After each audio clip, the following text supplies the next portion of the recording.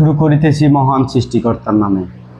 আপনারা ইতিমধ্যে জেনেছেন বা জানেন যে জামাতের আমির তিনি 1947 থেকে 2025 সাল বর্তমান যে ভুলগুলো করেছেন তিনি বা তার দল, তার জন্য তিনি ক্ষমা চেয়েছেন।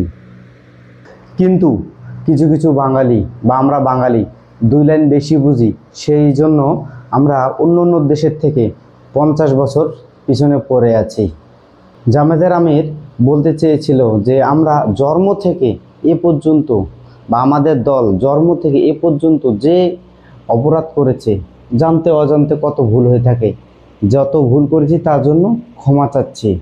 আমার মনে হয় যে জামাতের আমির 1947 এবং 1971 সালের জন্য কোনো ক্ষমা চায়নি।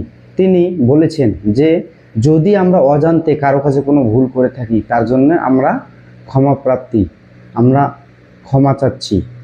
যেমন একটা উদাহরণ দিচ্ছি, কেউ যদি বিদেশে যায় দেশ থেকে, বা হজ করার জন্য সৌদি আরবে যায়, বা হিন্দুরা যদি গয়াকাশী বৃন্দাবনে যায়, তাহলে তারা কিন্তু ওই গ্রামে সবাইরে বলে বেড়ায় যে আমি একটা ভালো কাজ করতে যাচ্ছি, কোনো যদি ভুল ত্রুটি হয়ে থাকে আমাকে ক্ষমা করে দেবেন, আমি যেন ভালোভাবে যাইতে পারি, ভালোভাবে আসতে পারি।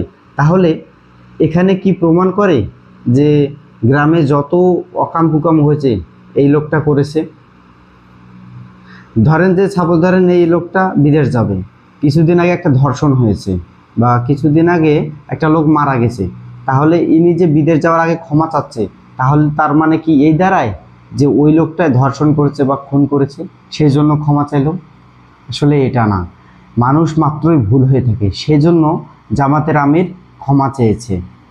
এবং তিনি বলেছিলেন যে আমাদের দল কোনো একটা সিদ্ধান্ত নিতে পারে যা ব্যক্তি বা রাষ্ট্রের জন্য কিছু খারাপ হতে পারে, এবং কোনো ব্যক্তিও এমন সিদ্ধান্ত নিতে পারে যে কোনো না কোনো ব্যক্তির জন্য খারাপ হতে পারে, সেই জন্য তিনি ক্ষমা চেয়েছেন।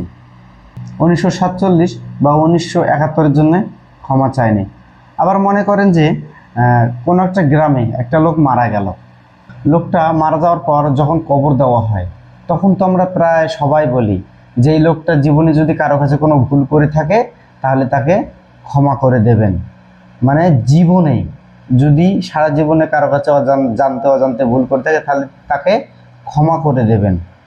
ঠিক এমনভাবে জামাতে আমির বলেছেন যে আমরা 47 থেকে এই পর্যন্ত যদি কোনো ভুল করে থাকি আমাদের ক্ষমা করে দেবেন।